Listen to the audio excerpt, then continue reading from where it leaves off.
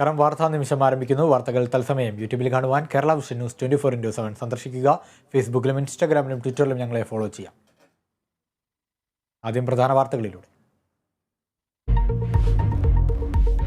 ബ്രഹ്മപുരത്തെ തീയണക്കലിൽ അമേരിക്കയിൽ നിന്നും വിദഗ്ധ ഉപദേശം തേടി ജില്ലാ ഭരണകൂടം. ന്യൂയോർക്ക് ഫയർ ഡെപ്യൂട്ടി ചീഫുമായി ചർച്ച നടത്തി. നിലവിലെ തീയണക്കൽ രീതി ഉചിതമെന്ന ഉപദേശം. ബ്രഹ്മപുരത്തെ ആരോപണങ്ങൾ പരിശോധിക്കുമെന്ന് MV ഗോവിന്ദൻ. പള്ളിത്തർക്ക പരിഹാര നിയമനത്തിനെതിരെ ഓർത്തഡോക്സ് സഭ. ബില്ലിൽ ഗൂഢ ഉദ്ദേശമെന്ന പ്രമേയം. സർക്കാർ തീരുമാനത്തെ പിന്തുണച്ച് യാക്കോബായ സഭ.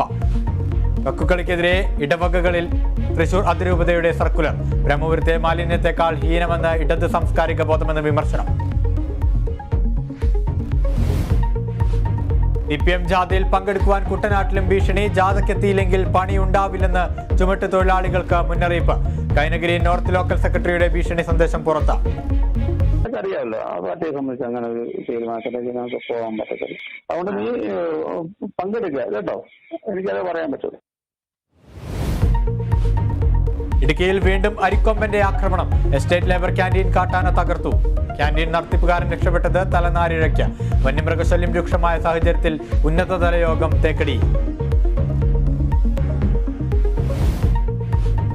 ISL ഫുട്ബോളിൽ ആദ്യ ഫൈനലിസ്റ്റിനെ ഇന്നറിയാം. ബംഗളൂരു FC മുംബൈ സിറ്റിക്കെതിരെ. മത്സരം വൈകിട്ട് 7:30 ബംഗളൂരുവിൽ. വനിതാ പ്രീമിയർ ലീഗിൽ ഇന്ന് UP വാരിയേഴ്സ് മുംബൈ ഇന്ത്യൻസ് പോരാട്ടം.